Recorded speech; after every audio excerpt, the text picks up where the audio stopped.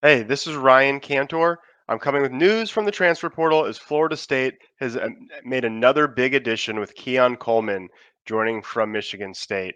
Keon Coleman was kind of a later addition to the portal. He and Michigan State's quarterback both went to the portal. The quarterback is now going to go to Auburn and start there. Keon Coleman going where it seems like all the best players from the portal go. He's going to Florida State.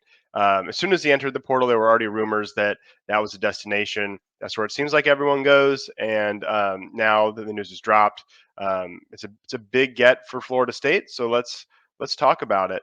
I've had a couple of videos already about how Florida State is being a little overhyped. They're projected at 10 wins by the sports books, whereas Clemson's only 9.5. Most people are putting them as the betting favorites already to win the conference. Something they haven't beat Clemson since 2014. So it felt like they were jumping the gun just a little bit, and perhaps they still are, but this definitely is a big get for them. So if we look at Clemson's receivers highlighted in orange and compare them to the Florida State receivers highlighted in purple here, they're ranked here or listed here in best to worst order of their 2022 PFF grade. And again, the PFF, they actually watch the film and grade them 0 to 100 scale. Generally, 70s is quite good, 80s is really, really good, 60s is fine, 50s is pretty bad. And so you look here, and the top four guys are all on Florida State, with Johnny Wilson, the big, super tall, kind of inconsistent but dynamic threat. They are to 82.3 PFF grade. He had almost 900 yards, 5 touchdowns. It's more than anyone on Clemson. Keon Coleman comes in from Michigan State. He had 99 fewer yards, but 7 touchdowns, and that was not a great passing offense they had at Michigan State. And he has a higher grade than everyone at Clemson did. Same with the next two guys, although they didn't have as big of receiving numbers. You look at Clemson, and Antonio Williams is really the only guy coming back who had some, big production. He had 604 yards, and he didn't start off getting, a ton of snaps right off the bat. But in the end, he got 600 and 79 snaps. So he ended up playing plenty to get those numbers. It's not like that was, on a huge limit there. He actually had more snaps than Johnny Wilson. So they were just a lot more productive. So now the question is, and we've been asking this the last 2 years, is it the offensive coordinator, Tony Elliott, and then Brandon Streeter? Is it the quarterback, DJ Uyunglele? So both of those problems are, if they were problems, they're solved because both all those parties are gone. Or is the wide receiver room? And for the majority of the time, my contention has been that the wide receiver room has been a driving factor to the passing game's struggles at Clemson. DJ, we could certainly see an upgrade at quarterback this year with Cade starting. I think he showed more of a gunslinger, aggressive kind of style that I think could help. Certainly making them more explosive. I think Garrett Riley as the offensive coordinator is a big upgrade. You saw what Tony Elliott did in his first year at Virginia. He took over an offense that was, I know you don't think of it because it's Virginia, but they were outstanding. Brennan Armstrong set records in the ACC. And then first year without Robert and I as the OC, with Tony Elliott as the head coach, the offense completely crashed. Brennan Armstrong's numbers completely crashed. So I think both Elliott and I think Streeter was only a slight improvement from him. So I do think that will be a big upgrade with Clemson bringing in Garrett Riley. I think it's a big ask for him to come in and completely change it when these are the wide receivers he's got. Now, I think Cole Turner's got a ton of potential, and I think the Tigers really need him to be an electric deep threat, not a guy who every third game breaks off a 60-yard touchdown. I think they need him to be a consistent deep threat who's making big plays, multiple catches per game kind of guy. Antonio Williams, we cannot afford a sophomore slump from him. And then we just need Bo Collins or Adam Randall, at least one of the two, to stay healthy and be a consistent producer. Brandon Spector, I think, is a depth guy, and I think he's solid, but he's not going to solve the issue of Clemson not having dynamic receivers. I think you also got to get the tight ends even much more involved than last year. Davis Allen was Clemson's third leading receiver last year. He's gone. He had 443 yards and 5 receiving touchdowns. But Brinkstall's still there.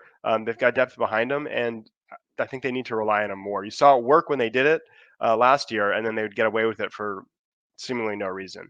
I'm sure that's what the defense was giving them, but nonetheless, they need to kind of force the issue a little bit more. And also, I think use Will Shipley as a receiver more because they do have the depth at running back with Phil Mafah behind him, who's actually had the highest PFF grade of any offensive player on Clemson on the Tigers. So I think they can use Phil Mafah as a running back a little bit more if that gets Shipley to kind of take some pressure off their receivers. But you look at what Florida State is doing.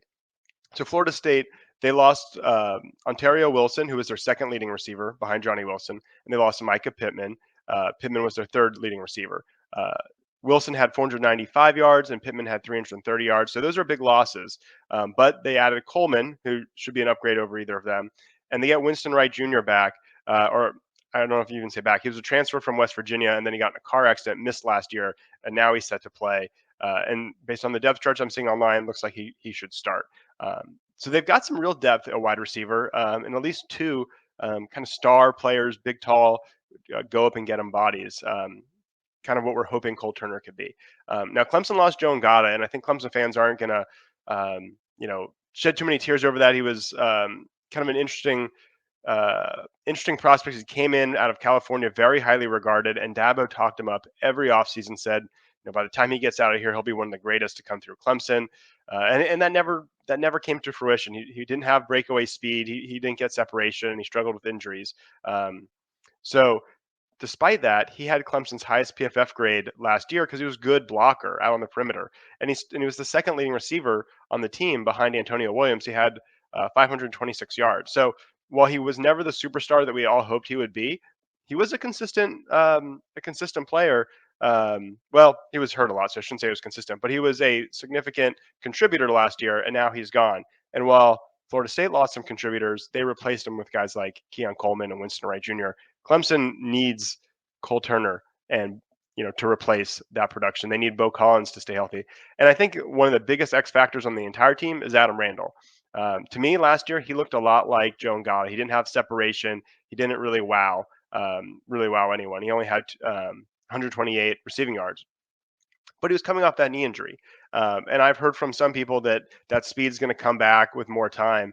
And he was a huge prospect. So him really becoming not just a starter, but a top flight ACC receiver, I think would be absolutely critical for Clemson. One thing I did not put on this table here are incoming freshmen. Clemson has Noble Johnson, who's an early enrollee. He was the 57th rated wide receiver in the class. Didn't do much in the spring game, but still hoping that over the course of the season he could become a contributor. They also have Tyler Brown and Tink Kelly. Those guys are kind of local prospects from Tyler Brown from Greenville, Tink Kelly from Daniel High School in Clemson. I don't know if those guys, how much they're going to contribute immediately. And that is sort of the strategic difference between Clemson and Florida State right now. Is where Clemson reached out and grabbed some guys who in the long run could contribute. Florida State went out and they find guys from the portal who contribute immediately, and maybe they don't grow long term, maybe they don't develop and become a Florida State man and be part of the program and grow them up that way, but they're going to make a bigger impact this season, right? So that's where you see a big difference in strategy, and really these two programs are probably arguably, aside from Colorado and what they're doing, the two most extreme programs in terms of views on the transfer portal. Whereas Clemson doesn't take any contributors, Florida State's pretty close to their entire offense in terms of big time contributors are former transfers, including quarterback Jordan Travis, who came from Louisville originally. Tigers also have Ronan Hannafin. He's technically classified as an athlete, but he's a receiver. And he's not an early enrollee, so I don't know how much he'll contribute right away. But he was a big get who chose Clemson over Notre Dame. Now, while we think of Florida State as purely portal, they are getting a bit better at high school recruiting, and they did land Hakeem Williams, who's the number 4 wide receiver. So he's not on this list, but he could end up being a big contributor as well. So this looks pretty bleak for this position group in comparing these two rivals. And Jordan Travis is a great quarterback that could be an advantage for Florida State. And, they added Jaheim Bell at tight end. So there's a lot of advantages on offense. They even have a stronger than they've had in a long time offensive line. So I think it's fair to say Florida State's offense looks like it's ahead of Clemson's. Now, Garrett Riley might be able to work some magic. And if he does, boy, does he deserve a lot of credit. But I think what you're looking at now, especially with this Keon Coleman addition, is Florida State coming in with, on paper, I think pretty clearly a stronger offense. But Clemson, a much stronger defense.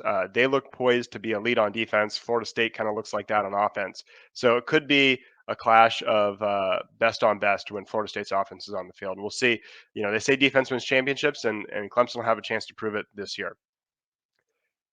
I've got some more content upcoming with baseball headed to the ACC tournament. Softball's in the middle of a regional. So if you're not already subscribed, I'd really appreciate it if you could do that. It helps me get to eventually monetizing this channel. So thanks for watching, and I hope you enjoyed.